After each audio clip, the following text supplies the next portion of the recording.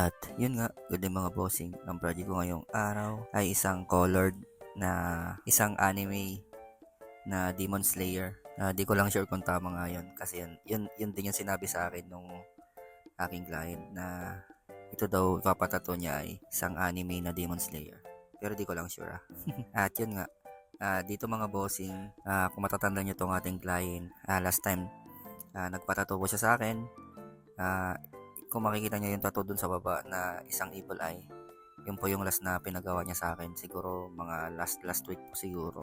Tapos bumalik po siya ulit ngayong araw para magpatato na naman ulit. Bali dito mga bossing ay gumamit ako ng 5RL sa lining.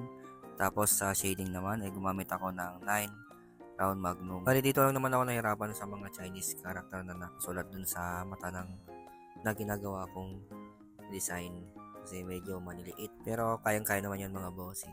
Kasi kadalasan talaga na kapag mga Chinese character na maliliit, ang ginagamit ko talaga dyan mga 5RL. Kung medyo mas maliit pa yung papagawa ng ating mga client ay gumagamit naman ako ng 3RL. Yun na pa yung pinakasagad na maliit na needle na ginagamit ko. Dito naman sa shading, kadalasan ko naman ginagamit dito mga bossing ay 7 round magnum o kaya 9 round magnum. Pero wala kasi akong 7 round magnum kaya yung 9 round magnum na lang yung ginamit ko dito para mas mabilis na rin. Kasi mas marami po yung karayom. Tsaka mahirap din pumasok yung kulay yellow tsaka yung white. Kasi dun sa gitnang design, kailangan talaga ng kulay white tsaka yung yellow kasi yun nandun sa may layout. Tsaka yun din yung request ng ating client. Kaya yun po yung talagang medyo nahirapan akong ilagay. Kasi nasa late reaction po yung mga ink na yun. Lalo na kapag hindi po tinatanggap ng balat agad yung kulay. Hindi po siya agad lumilitaw. Kaya kailangan mo munang ipagpahinga ng konti. Tapos tignan mo kung may kulang pa dun sa ikinulay mong ink. Tapos kung kulang pa, yun, dadagdagan mo na lang. Pasadahan mo na lang ng dahan-dahan para hindi naman mabigla o ma-overwork yung balat ng ating client. Kasi hindi naman yan nadadaan sa biglaan. Kaya kailangan dahan-dahan lamang po yung pagkukulay at paglalining.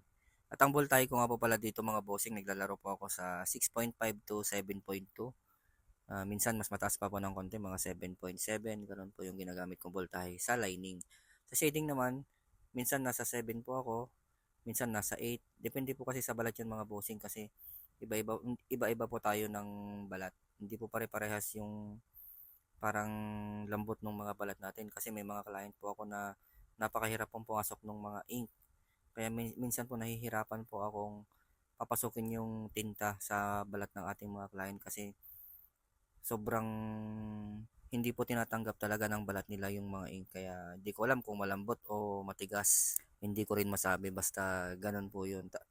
Parang pinapakiramdaman ko na lamang po yung mga balat ng ating mga kliyente kung tama ba yung voltahe na ginagamit ko kasi kapag minsan napapansin ko na nahihirapan pong pumasok yung tinta, nilalakasan ko po ng konti yung voltahe. Hindi naman siya ganun kalakas. Dadagdagan ko lamang po ng dalawang guhit. Kumbaga 7 volts po yung ginamit ko. Magdadagdag po ako ng 2. Magiging 7.2 volts na po ganun. O kaya 7.5. Depende po kapag nakuha ko na po yung tamang voltahe na gusto ko mag-stay na po ako doon. Tapos yung mahirap din po dyan yung kapag nagdudugo na po yung mga tattoo ng ating mga client, lalo na kapag pagod po sila tapos magpapatato po sila.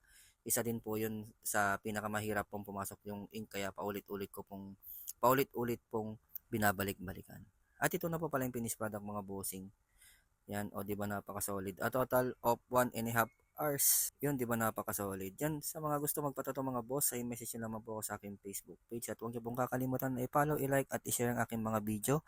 At ang location ko nga po pala mga bossing ay Romulo Street, Poblacion A, Kamiling, Tarlac. Pwede nyo po yan i-search sa Google Map. Yan, salamat.